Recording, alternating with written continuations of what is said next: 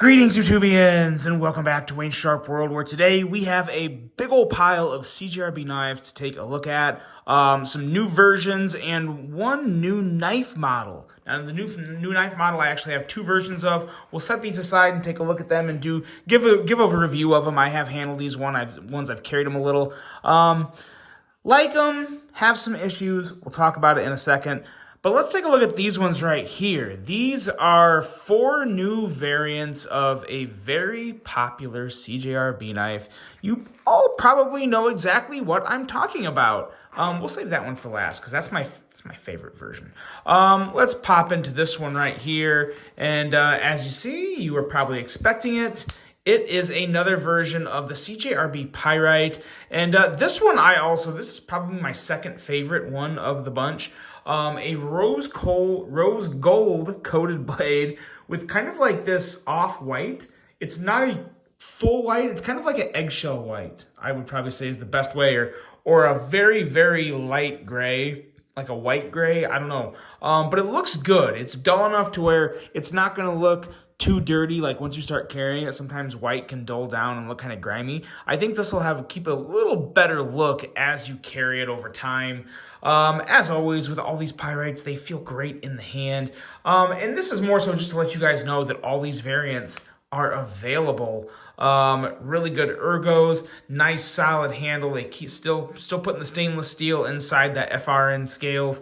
So nice solid handle, and overall a pretty solid piece. Now most of these are going to be ranging anywhere from, I would say, like 40 to up to 60 bucks. I don't know. The rose gold blade I think is around $55 to $60, I think. I'll have a link to all the Pyrites. You can check them out. But none of these are going to break the bank. I mean, these are definitely all going to be under $100. Even this one, this is the most impressive one in my opinion. But I really do like the rose gold coated blade. That's just too much for me to say right now, I guess. I don't know why, but words are not my friend. But the Pyrite Light is my friend. This is a really cool knife. Definitely recommend checking one out. Any version, really. I can't say like one is really better than the others. Some are a little better value than the others based on the materials, which we'll come across here in a second.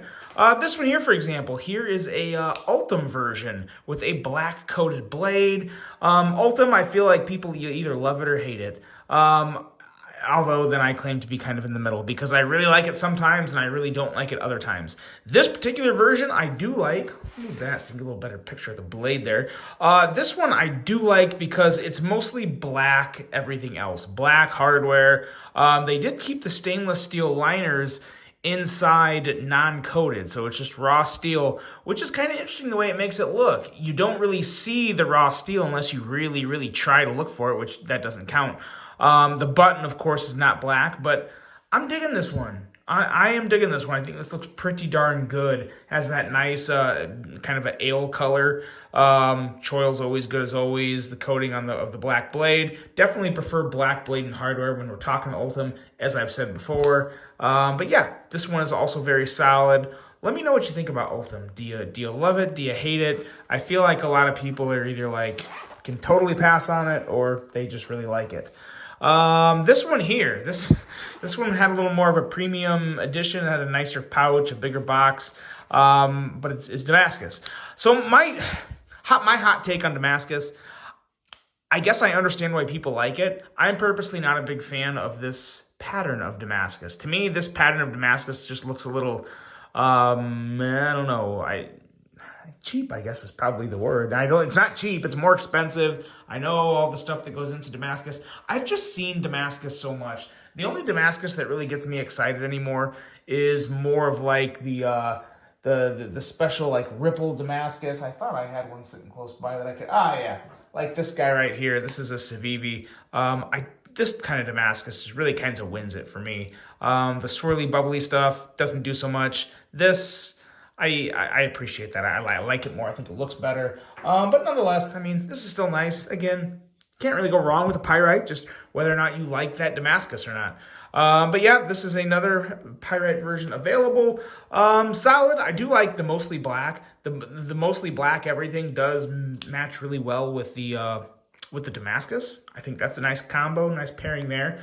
So yeah, there's that one. And now we're moving on to my favorite. And this is my favorite because it is a phenomenal value. Yeah, I would call it a phenomenal value. This here is a Pyrite with blue FRN, and it's only $90. Isn't that the best deal you've ever heard of? An FRN Pyrite light for $90. What really makes it a good value for $90 is it has S90V steel. S90V for under $100. I can't think of another knife that has S90V for under $100. There probably is, and I'm sure you guys will correct me in the comments, but I can't think of any other one at the moment. And if there is, I don't think I've handled it. So yeah, S90V for this much S90V for $90. I am a fan. I can get behind that. This is a really, really good value for a great knife with super steel. I think a lot of people still consider S90V a super steel. Excellent edge retention, really good corrosion resistance, great steel. So yeah, to get that for $90 on an amazing knife with good ergos and fantastic action and a fidgety button lock, yeah, it wins. It does win. So they're all available. I would definitely probably recommend this one the most personally because I love that S90V. And yeah, just feels really good. Really hope to see the large Pyrite lights with S90V coming out for maybe like, I don't know, 100, 110. That would be really cool. But there's our Pyrite fix for the day. Now and one of the Pyrites is fell overboard.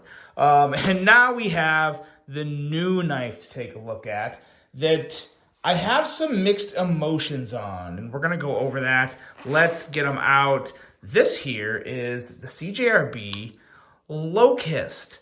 Now, we have two versions to take a look at. That one is obviously just sporting some checkered G10. And then you have this guy, which is a little more fun, a little more colorful and out there. So yeah, two different versions. Let's run through the specs, and then let's talk about it. So we have an overall length of 7.28 inches, blade length of 3.15 inches, and a blade thickness at 100 thousandths. AR RPM 9 blade steel with a pretty good looking spear point blade. I like the way they did this spear point. This is a false edge over here, so no sharpened edge whatsoever. And then just your typical edge over here, which is a nice edge. It performs just fine from my experience. We have a handle length of 4.13 inches, G10 for the handle material, and then on the ones that have kind of the full bolster, that is steel up there. We have a button lock, a weight of 3.18 ounces for this guy, and I believe 3.85 ounces for the bolster versions, or faux bolster versions. And prices range from $50 for the G10 version to $55 for the faux bolster version. So, yeah, pretty solid offering. And from a price standpoint, material standpoint, that's pretty much the going rate for CJRBs with AR RPM 9 steel. Nice button lock action. I do like the button lock. In terms of the blade, like I said, I like it for spear points. I do like it. It's nice and symmetrical. They give you a nice spot out here with this really wide thumb disc to put your thumb. So it does actually work really well together. It's a knife that I think makes a lot of sense from a design standpoint, which is a good thing. The only thing that I would change, well, actually I take that back. There's one big thing I would change, and then there's another small thing I would like to add, but those actually both relate to the handle. The blade itself is good for me. I don't have any issues with the blade. Really like it. No glaring issues whatsoever. Nice little tip for some piercing if need be, and a good edge that will hold up to standard, regular, everyday EDC use. Now the handle. This is where I get annoyed. Okay, the one thing that I would change, the little thing that I would have liked to have seen done, they did a pretty good job of making the thumb disc, they did a really good job of making the thumb disc wide. In terms of accessing the thumb disc, as you can see, there's not much of it that comes out past the scale. It's relatively flush with the scale, with just a little of the disc poking out beyond the flatness of the scales. So you can get in there and you can kick it out. It's not hard, but I think it could be a little easier if they would have made a little more of some type of like a ramp, or just a little more of a bevel from like, I don't know, like right here or something, just a little ramp leading down into the thumb disc. That would have been nice. Not necessarily had to have done it, but I found myself missing the flip on this a couple times. Now, granted, I haven't really missed it much, and so far in the video, I've been doing a really good job of it. So, yeah.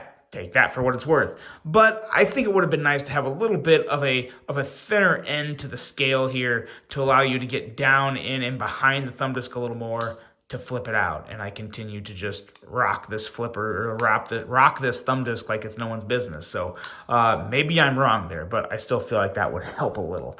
Now it's time to talk about what I don't like with this handle. And people have pointed it out in the past, and they've pointed it out on something like this here, the large Pyrite light. Or this is actually just a large Pyrite. This is not a light. This is G10. But this lock up here. But see, I don't have a huge issue with this one. I don't love it. I probably should have talked about it a little more in the video. But it's solid. It's a very solid button. It's not. There's no sound. There's no wiggle or rattle or any annoyance. It's in there, and it's in there good. So that I can be okay with that. These buttons here, they have a rattle. They're not. They're a little loose, so I can move that, and it's just sitting in there freely. There. That's the best I can do for you. Yeah, it's moving around, so it's constantly rattling. As to where on the Pyrite version, it was not doing that. Let's open it just like the other one, and it doesn't move. It doesn't move. It's fixed in there. It's more. It has a tighter tolerance. I don't know what they did from a design standpoint to make this one a lot better than that one. But this lock, again, I would rather there not be a lock here. I think it's safe to say that 95+% of the knife community does not want a manual lock on their knife. Something like this, where you can push it in and lock the blade. I don't know why CJRB is starting to do this. It kind of worries me, because I really hope they don't continue to do it. Because without this lock, I also don't like how close the lock is to the button. That could be really annoying. For me, it's not too bad. I don't have the widest fingers in the world. But for someone that has, thicker fingers, they could find themselves pushing the button and then also pushing that at the same time. And then they have the blade locked out, and it's annoying. So I really don't like the lock at all. I hope they stop using it. I don't think it's necessary. Does it make this knife a bad knife? No. Is it going to turn a lot of people off from buying this knife? Yes. Regardless of whether I made this video or not, there's a lot of people that would pass on this knife if they saw that there was a manual lock on here. So I really hope they stop doing that. I don't think it's benefiting them at all. I think it can only hurt them.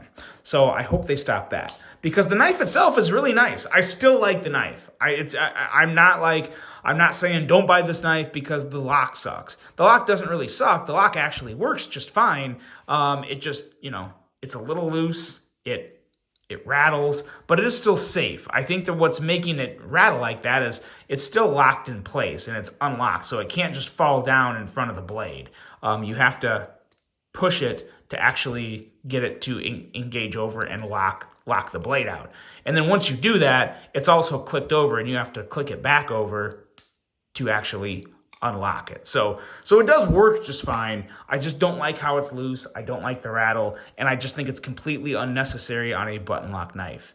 People do not want locks on top of button locks. They just don't. So CJRB, please consider that. Let me know in the comments. Do you like these extra push locks on the side? I think probably 99% of you don't.